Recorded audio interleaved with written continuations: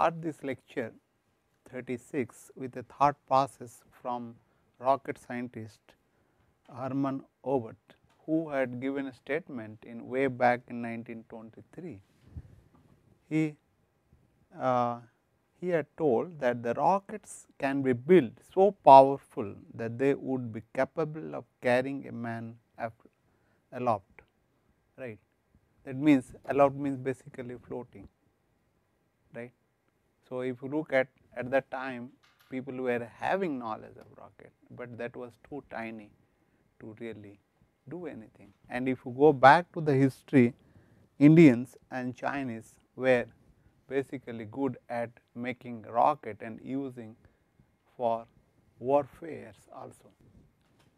And if you look at, we are having a very ambitious satellite launch vehicle program or space program, for which we have designed several of launch vehicles.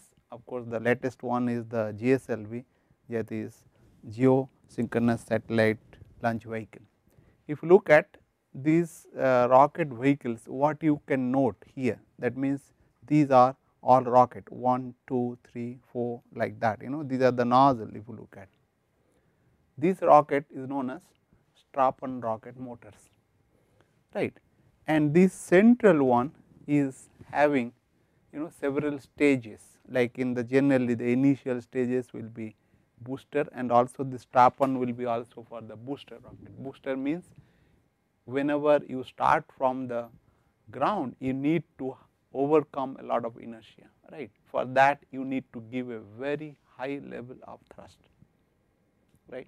So that you can in motion, and then after that, of course, the staging is being used, which I won't be discussing. That means you will first give a very high thrust and it will move, then this strap-on will be separated out and it will be detached from the vehicle. So also the some of the stages, and main thing is this is your payload, right. And as it goes on, to get a very high velocity, you need to eject the first stage, second stage, third stage, like generally GSLV will be having 3 stages of rocket engines. And why those stages are required? As I told, it is meant for to get a very high velocity, so that you can put the satellite in certain high orbit, right, because the velocity, injection velocity will be very high. And if you want to escape from the earth gravitational pull, then you will have to go to a very high velocity escape velocity. For that you need to have a very high velocity, which you cannot get with the whole rocket vehicles. So therefore you need to reduce, and I won't be discussing about that part, particularly what will be trajectory, what will be maximum, but from the point of view flight mechanics and also requirement of the engine design, right. So what I will be doing, I will be looking at basically the various aspects of the combustion and then burning of propellants, and then nozzle and expansion, other thing, those aspects we will be looking at. That means we know our what you call requirements, and then we are looking for it, right. And we want to see what is the, how to go about, and what are the processes involved during combustions, and all those things we will be looking at. So as I told you earlier, that rocket engine is basically will be chemical rocket engines, and it can be also solar, it can be also electrical, it can be thermal, it can be nuclear, right. And if you look at this, we have had visited this classification of propulsive devices earlier, right. And rocket engine comes under non-air breathing engine, and in the earlier lectures we have discussed about air breathing engines, right, particularly this ramjet, turbojet, turbofan and turboprop engines. All those things we had discussed in last lecture, several series of lectures, and we had carried out cycle analysis, right. But now we will be concentrating only on the thermal, or I call it chemical rocket engines, and this chemical rocket engines is divided into 3 categories. One is solid propellant rocket engines, and liquid propellant rocket engines, and hybrid propellant rocket engines. We will be trying to look at all these 3 aspects very briefly, right. So, therefore, we will be looking at detail about this thing, and before really doing that, we need to look at general the rocket engine and its performance. Some of the performance parameter we have already seen, but we will visit some of them. To start with, we will look at the what you call chemical power rocket engines, right. And as I told that this is a solid propellant, and just to distinguish how it is different and what are the advantages and disadvantages, we will not be discussing now, but I will give you the overall view.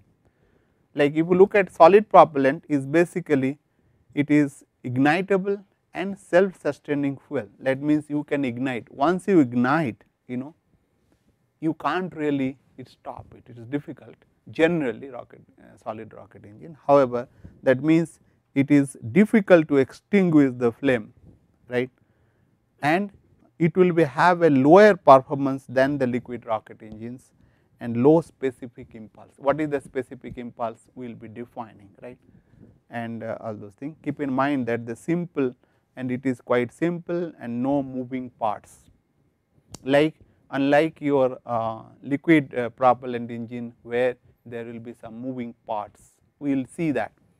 And it is can be bipropellant, it can be monopropellant. Bipropellant means one is liquid oxidizer, other is liquid fuel, that is bipropellant, and it can be both together, that is known as monopropellant, right. We will be discussing little bit about those things.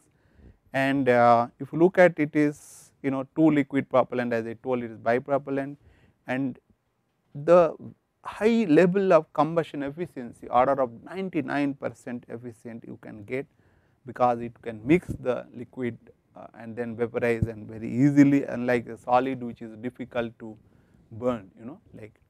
So, but it is quite expensive to design, especially the pumps, and use thermal flux across the combustors, right. If you when you will go to the liquid propellant engine, you will see how complex it is. It is not as simple as what we had seen in the very beginning of lecture, some schematic, right.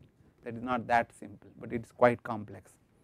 And beside this, the hybrid, which is a basically combination of solid and liquid, that means the solid will be the fuel and liquid will be the oxidizer, right, but it can also be vice versa, but the first one is being more preferred. So, that is known as hybrid rocket engines, and which will as I told, oxidizer will be liquid and the fuel will be solid, and it is quite safe to use because fuel behaves like an inert whenever it is devoid of oxidizer. That means if oxidizer is not there, then it will be as inert as any other thing. So, it is that is why it is quite safe, whereas the what you call liquid propellants and other things.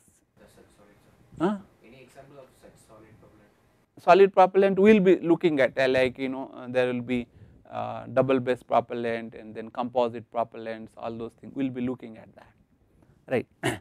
And solid propellant, but sometimes what will happen, the solid propellant can be broken, of course not in a regular way due to some malfunctioning, and then some portion it can go and block the rocket nozzle, right. If it will nozzle, then what will happen, then pressure will build up, and then it will go astray, sometimes it may lead to the explosion as well, right. But generally that is not being that is not being really occur properly designed, but disaster can happen any time, So, therefore, one has to be careful about this while designing.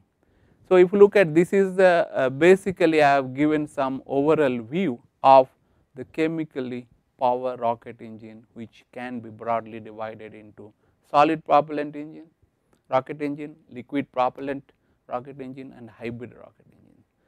So, what we will do now is basically look at all these 3 rocket engines, what we call chemical rocket engines, and those things performance we need to look at it, and which we have already seen like the thrust and other things, but we look at little different perspective. So, if you look at the rocket engine, we will be having two components. What are those components? One is thrust chamber, other is your nozzle. So, if you look at this portion, if you look at this portion is basically the thrust chamber. This is your thrust chamber.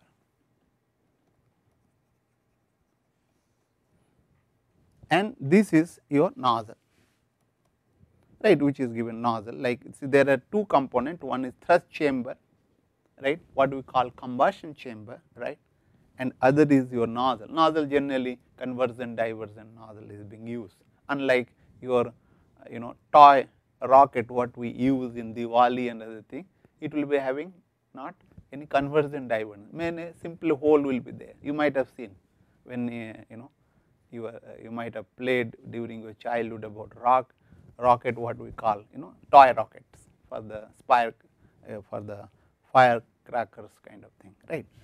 So, but generally the conversion diversion nozzle being used. Of course, there are several other kinds of nozzle which have come up in recent time, like plug flow nozzles and other things which we will not be discussing. But so, if you look at the thrust equation as we have already derived for the air breathing engines, right. For non-air breathing what it will be having, because no flow is coming in, right, all this propellant is inside. So, therefore, the momentum drag due to the propellant input or in will be 0. So, we will get an expression as thrust is equal to m dot p, that is the total what you call flow rate of propellant, which will be consisting of both oxidizer and fuel, and V e is the exit velocity. This is your V e, exit velocity, right, and there is a pressure thrust, thrust due to the expansion in nozzle P e minus P a into A e, and this is what you call the momentum thrust, right, thrust due to momentum, and this one is your pressure thrust. And what difference you could get?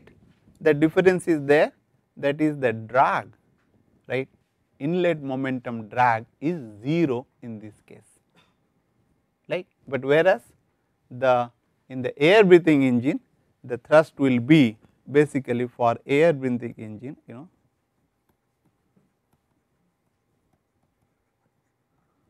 the thrust will be m dot you can say P V e minus m dot not V naught plus P e minus P a e, right. This is basically 0 in case of rocket engine, right, for rocket engine.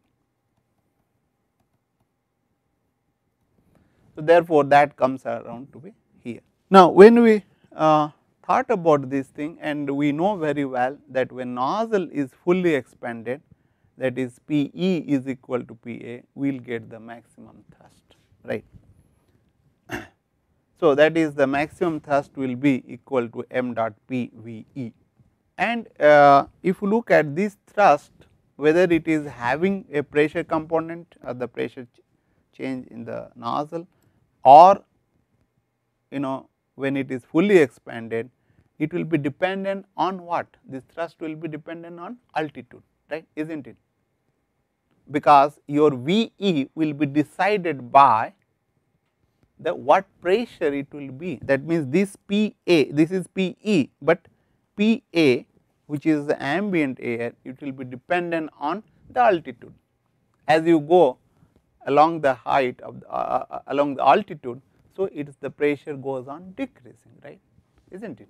So, when you will go to the very very deep space, ideally it will be 0, right, vacuum ideally. So, therefore, if you look at the thrust will be varying with altitude. That means, if I take this thrust, it will be, let us say, with the 105 kilonewton, it will be goes on, and after that certainly it will remain almost asymptotically increasing. That means, there is not much change, and it will be remaining almost constant, right, for a very high altitude, and of course, the ISP will be similar, because ISP can be related to the thrust that we will see in a moment, right. So, now what we will see, we will look at certain definitions and other things what we will be using as a performance parameters. So, the specific impulse, if you look at, can be defined as the impulse per unit weight of the propellant. That means, how much impulse you can give whenever certain amount of propellant is being ejected out from the nozzle, right. So, by definition, it will be ISP is equal to I divided by the mass of the propellant into the G, like G is the gravity, generally in the sea level we will be using.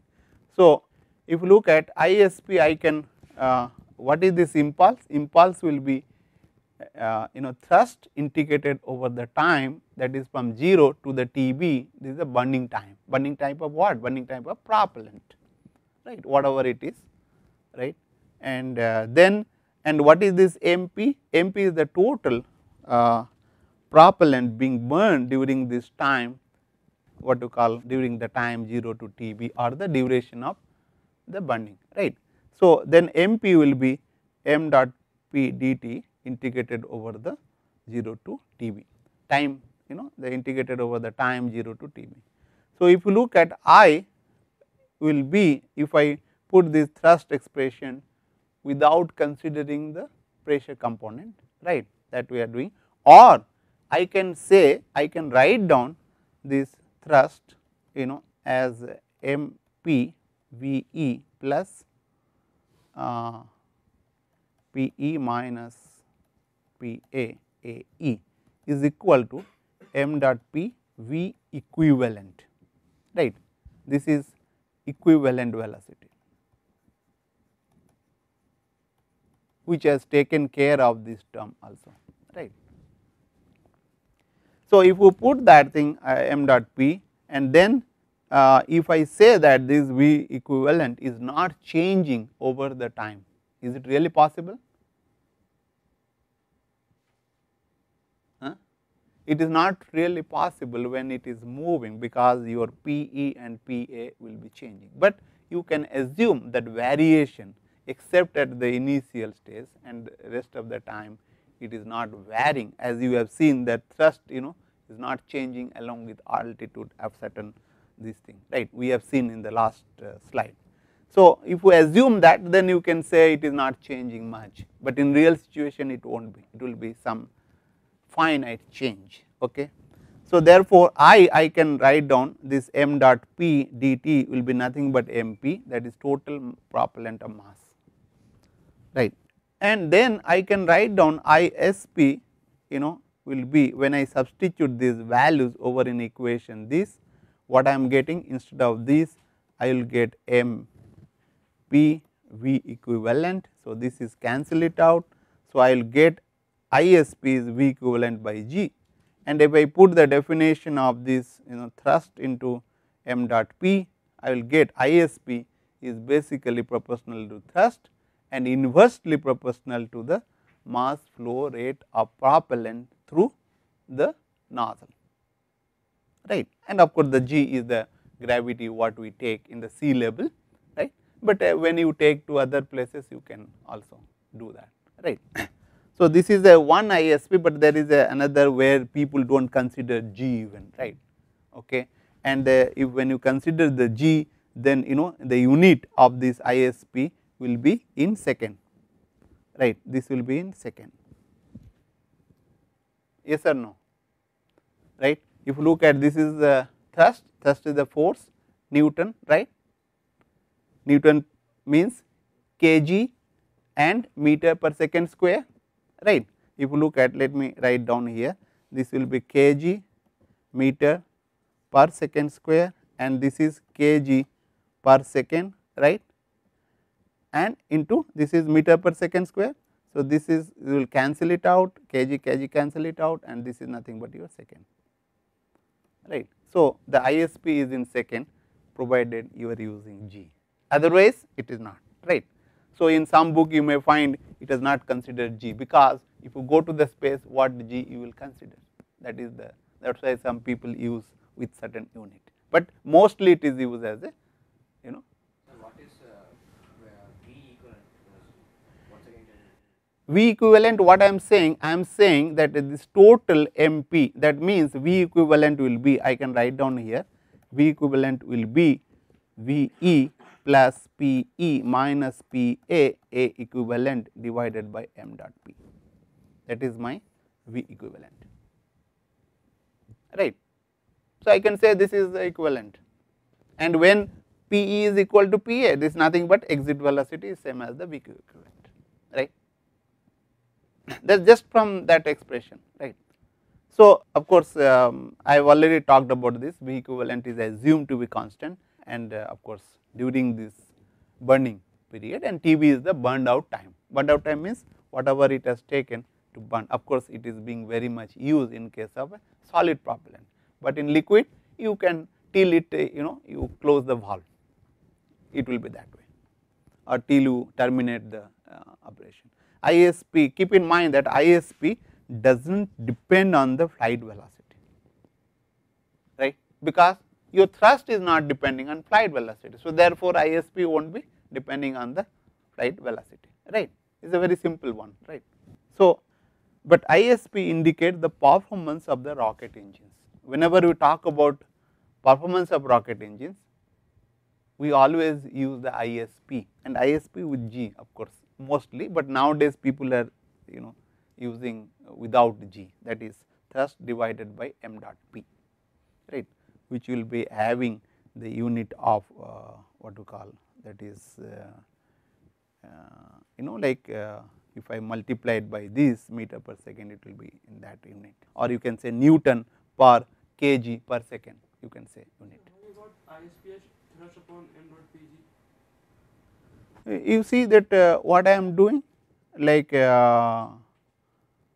ISP, if you look at, I am using this, no, if you look at what is the thrust, thrust is equal to V equivalent is basically what, V equivalent, the thrust is equal to m dot P into V equivalent, right. So, V equivalent will be thrust divided by m dot P. So, I put it T by m dot P, is that clear? Is that clear?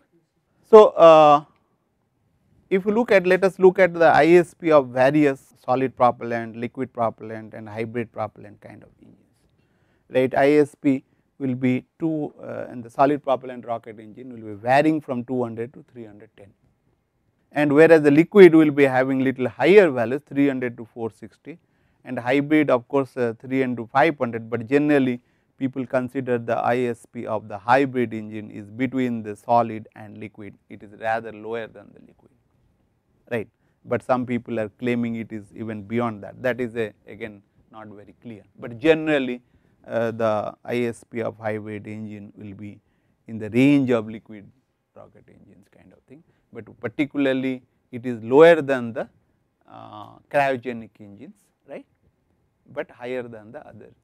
So, that is the thing, and solar of course is very high values, if you go for nuclear it is much higher, electrical it is much higher, right, but keep in mind that these engines will be having very higher specific impulse, but the thrust level is very low, you cannot really lift something from this thing. If it is something, let us say you are having a payload or some small satellite or something, it is moving, or you are sending a probe to some other place, you can use this kind of other thing, but you cannot really take from the earth, it is impossible. Even tiny thing to use this solar, nuclear, of course nuclear maybe, but at least electrical and solar, all those things not possible. So, if you look at ISP, we have already seen how it is varying with altitude. If you look at, that is basically, if you look at it is varying with this, like that means ISP is goes on increasing and it remain almost constant at a higher altitude. So, it is similar to the thrust, which we have already seen. So, if you look at a higher ISP means what? Means is basically better performance of the rocket engine, because it could impart more impulse to the vehicle or to the space vehicle or the rocket engines. Of course, rocket engine can be used for missile application as well, which is not good, but it is being used, right. So, if you look at the specific impulse, let us look at how it is varying with the altitude, and as we have already seen that for altitude it is not really changing at after certain altitude. But what happens when the flight velocity changes, because when you are having a rocket engines which will be moving from the very low velocity to the very high velocity, or flight velocity will be changing, right. And what happens to ISP, and what about the ISP of other air breathing engines, that we will see. Like if you look at the air specific impulse is being plotted with the flight Mach number, So, this is basically flight Mach number, and you can see that these are the turbojet engines. The blue color is for hydrocarbon fuel, which is being used generally, okay, and the red color is for the hydrogen, which is hypothetical, not, I mean nowhere it is being used as of now, okay, but in future people may go for it, because of course in scramjet engine and people are using the thinking of using hydrogen, okay. So, if you look at it is changing with respect to the flight Mach number for the turbojet, and ramjet is also changing, right, from the very high ISP, right, and of course, the scramjet engine having a much lower ISP as compared to turbojet, but again it is changing a little bit kind of things. But where the beauty of this rocket engine, it is independent of the flight Mach number. So, that is the beauty of, but however a beauty of the rocket engines, but however the its value is very very low. That means to give a what to call a impulse or a takeoff thrust and other thing is is a very limited, right, kind of things. So, therefore, turbojet, what people are thinking, why not combine this cycle, that means you start with maybe with a air breathing engines and then go to the rocket kind of thing whenever you will be, so that you can manage well, right. So, that is a combined cycle what people are talking about. There are several permutation combination people are contemplating to use in future, particularly whenever you are going for very high speed propulsion system kind of things. So, which we will not be discussing, but what I want to urge you people to keep in mind that the limitation of the rocket engine, and also those limitation how you can use, and what is the good about considering the ISP as a performance parameter. So, let us look at the nozzle components, because to get this ISP or get the thrust, ISP means specific impulse, you basically have to depend upon the nozzle, and we will be considering the ideal nozzle, and keep in mind that ideal nozzle performance which will be differed from the actual one by 1 to 6%, right. So, therefore, if you manage to look at ideal, it may be good enough for your design calculations kind of thing. So, let us look at a typical rocket engines, and it is irrespective of the propellant being used. In general, rocket engine, the station 1 the propellant is in, and then of course, the 2 it is the thrust chamber, end of the thrust chamber or the combustion chamber. This is basically combustion chamber, you can say it is a thrust chamber, right. And this portion is the nozzle, right. Nozzle will start from here somewhere, right, and it is having a throat. Throat I am using as a star. Sometimes I will be using as a T, right. It can be I am using as a star, or which is same as AT I am using, right. In some book people use only a star. So, and exit valve.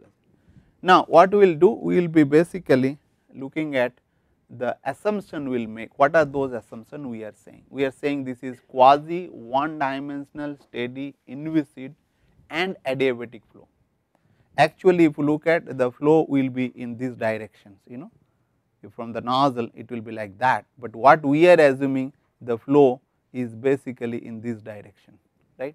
There will be some component which will be lost, which we are not considering, keep in mind, and homogeneous working fluid, which is not really possible in real situation, because you are using liquid, you are using solid, and then there will be some of the things which will be remaining unburnt, and then it cannot be homogeneous, right. And we are also assuming the frozen or the flow, that means it is all chemical equilibrium it is being achieved. It is good enough, but it is not really the reality. Reality will be there, some of the things will be occurring even in the nozzle, right. And of course, ideal gas law we can say it will be valid, although the pressure is high, but temperature is equally high. So, therefore, we can assume, and there is no shock formation in the nozzle or in the expansion wave, which will be depending on whether it is over expanded, under expanded kind of nozzle, and which one has to undergo, a nozzle has to undergo when it is moving, but we are not assuming. And startup, this is startup, that means it is taking a very less time to start, but in rocket propellant engine it takes a lot time, much higher as compared to the others, right. So, therefore, it is an assumption, and as I told in the very beginning, axially directed velocity, that means all velocity is coming from axially, but in real situation it is not from the exit of the nozzle.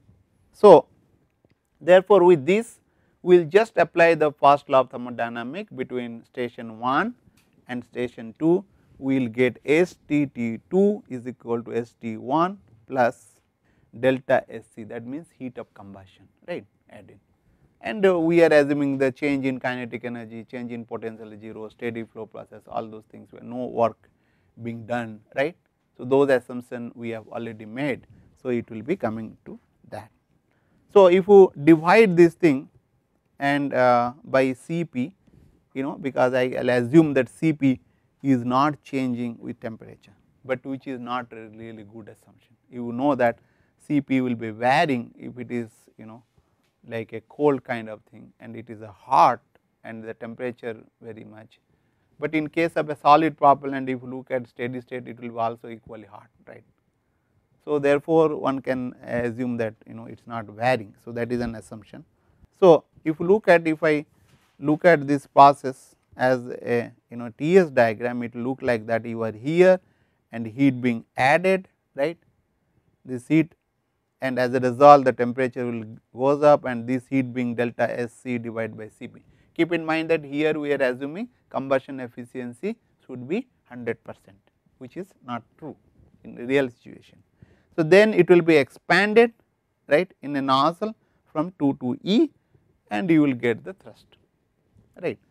So, therefore, by applying the first law of thermodynamics between the exit E and the station 2, we will get that ST2 is equal to STE, because no heat being added, nothing is happening, and we are assuming the flow to be adiabatic in case of nozzle, right, but which need not to be true, and it can really not be, because like the heat losses particularly in throat region will be much higher as compared to the other places, right. So, but we are doing that, and keep in mind that this is basically V square divided by 2 is equal to ST minus HE. So, that will be Cp Tt2 minus Te, right, again the same assumption we are making. So, for an isentropic relationship, I can get Ve will be basically 2 Cp T2 minus Te, and you will find that this is basically this one, and I can write down here this is gamma g and gamma g. So, if you look at this Pe divided by Pt2 power to the gamma g and gamma g minus 1. So, this we have already seen, and in place of gamma g I can write down in Cp, I can write down gamma g minus 1, and this is nothing but your molecular weight, and so where Tt2 is the what you call temperature, this is the chamber temperature Tt2, and the m, this is basically molecular weight,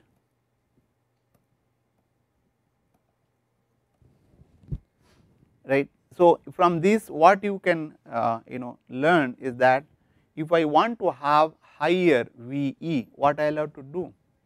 I will have to basically lower the molecular weight of the gas which will be expanded in a nozzle and enhance the temperature Tt2 by using proper propellant, right.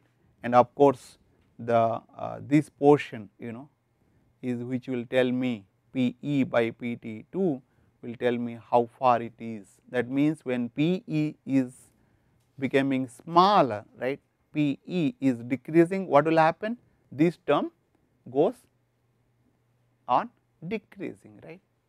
It is, and for a particular chamber pressure, of course, right. So, this term will be go on decreasing, so that more component from these you will get, right.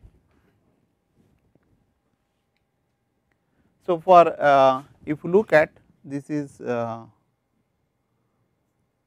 gamma is 1 point this thing 1.4, right, and you will find this is gamma divided by gamma minus 1 3.5, that is for A. If you look at this is the term what we are using, right, but for whereas the rocket engine we use gamma g as 1.2, right. So, that will be basically 6. So, if you look at it is this component, this portion is 3.5 for A. Now, if you take gamma g 1.2, it becomes 6, right. Of course, it is having also component here, is just suppose like the same as that. So, that means it is goes on and it becomes smaller. So, if you look at it is very important to choose the proper gamma for the rocket engines, because you can never really use air unless otherwise you are having air rocket. Can I have air rocket? I can have, isn't it? I can put a air pressure, right, at a very high pressure and then pass through a nozzle and I can get a thrust, right, but that will be for a temporary one kind of thing.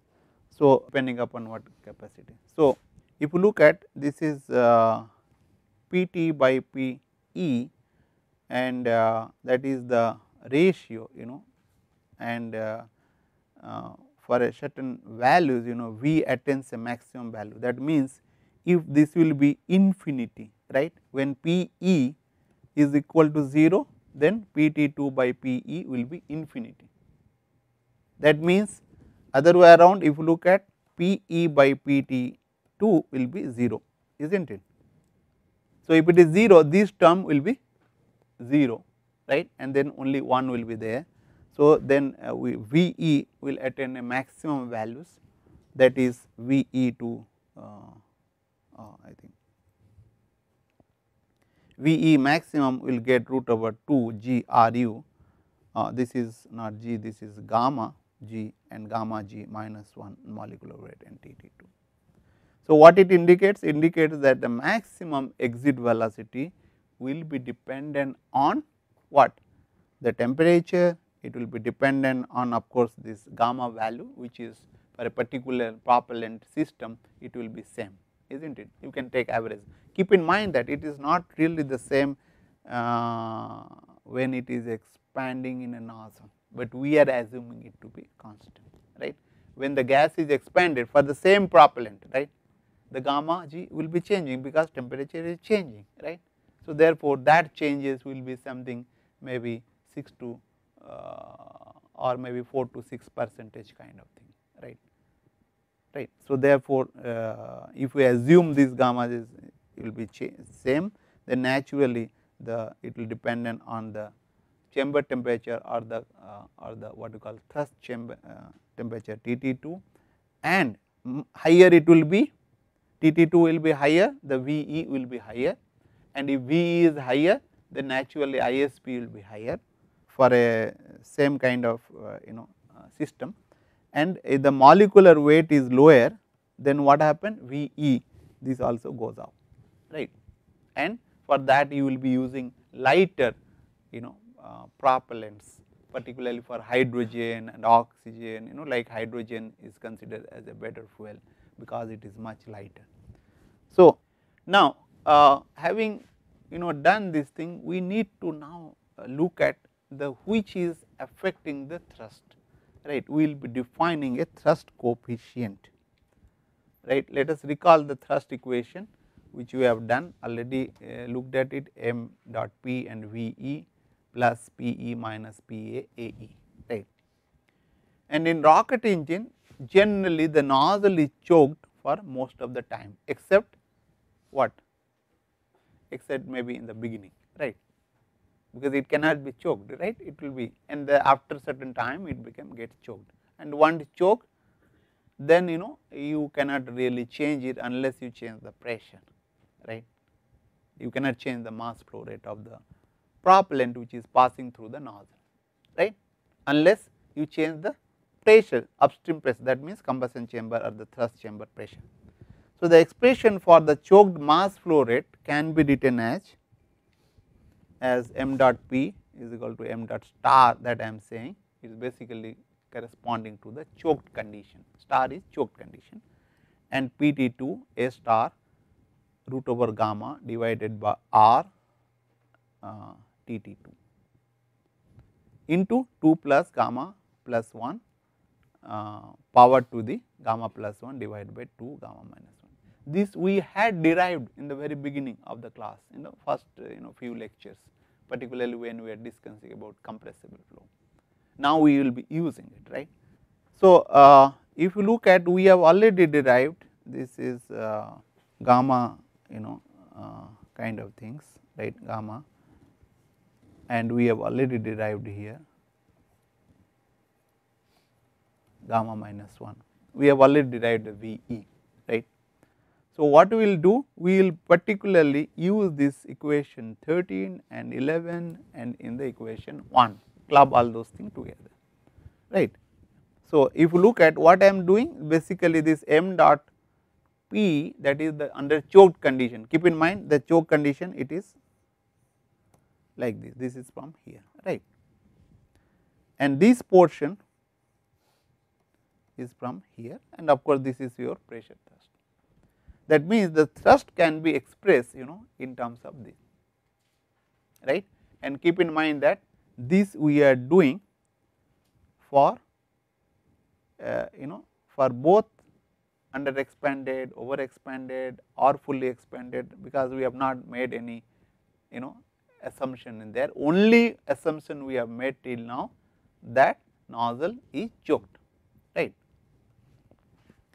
Now, look at this, that is basically by we will have to simplify these equations, right, and what we will do, we will have taken a lot of terms inside, right. If you look at this thing, we have taken some of this term like 2 gamma plus 1 inside, if I look at this portion will be cancel it out here, right, can I not cancel it out, root over RUTT, and I can cancel it out, and PT A star, and this portion, right, I can take inside, right. And keep in mind that this is also cancelled, because RU by m dot is nothing but RU by m star is R simply, right. So, therefore, I will cancel it out all. So, then I will simplify and then put it, okay, in the next slide I will do that. So, if you look at, I am getting T is equal to Pt2 A star. A star is nothing but your throat area, right, or the choked condition, right. Of course, need not to be same all the time, but we are assuming that 2 by gamma plus 1 power to the gamma plus 1 divided by gamma minus 1, and this is 2 gamma square, it has come inside, divided by gamma minus 1 into 1 minus Pe by Pt2 power to the gamma divided by gamma. Actually in this case there is no gamma g as such, right, it is gamma. Why? Because we are not using any air, cold, all are hot, right, and we are using only one gamma in case of nozzle, although it is changing, right. That assumption we have already discussed, right. I have already stated that. Although gamma is changing across the nozzle, but that change is very, very minimal and we are not considering. So, by dividing this equation 14 by Pt to A star, this what we will do, I will just divide this thing A star and this Pt2 by A star, this will cancel it out. What I will get and is known as the thrust coefficient, that is Ct, right. By definition it is like that, thrust coefficient. What we are trying to say, if you look at this is basically thrust will be produced if the Pt2 pressure will be acting on the nozzle, right, is equal to this portion, and also this of course comes from momentum and this portion from pressure. So, what it indicates? It indicates that the Ct is basically indicates amplification of thrust due to expansion of gas in a nozzle, as compared, what is that compared? That if the total Pt2 will be acting on the thrust area, right. For example, if there is a conversion nozzle, right. So, what will be the thrust then? That will be simply Pt2 into At, right, if it is. So, this because there is a divergent portion, so therefore, expansion is coming, right, and you are getting the thrust, and this is the portion, right. This portion is basically amplification part as compared to the thrust if Pt2 acts on the throat area. Keep in mind that Ct, that is varies, the thrust coefficient varies from 0.8 to 1, and if it is fully expanded, you will get what? Will you get 1 or something different? Okay, I will leave that thing, and keep in mind in practice actual to real Ct, that means thrust coefficient is around 0.9 of the ideal one, right. So, if you look at actual or the real thrust coefficient will be around of 0.98 of the ideal one. That means this is ideal one, this is what? This is ideal, right. How I will get? I will have to conduct experiment and then do that and then get the thrust values, right, by by conducting, then that will be the actual one, right. This is the ideal, and it is not very different from that. So, therefore, it is good enough for you to look at it, and we will see, we will define something, and keep in mind that this thrust coefficient is function of what? It is the function of Pe by Pt2, right, and it is Pa by Pt2, it is a function of Ae by this area, throat area or the choked condition, right, and it is a function of also the gamma. That means this thrust coefficient can be varied by playing around these parameters. Like when you are designing, you will have to design for certain thing. So, at your disposal exit area and At will be there, and gamma you can think of what you call will be dependent on the kind of propellant you are using. And interestingly, this thrust coefficient is not dependent on the total temperature of the combustion chamber or the thrust chamber, right. Is it there? The term is not there, right. So, which we will be finding out why not and what really it makes. So, but however, it is dependent on the total pressure, like we have already Pt2 is coming over here. So, with this I will stop over and we will discuss about the how this is varying and what are the how it is varying with this parameter like gamma and Pe by Pt, Pa by Pt and area ratio in the next class, and then we will be discussing about other aspect of solid propellants and other things, right. Okay.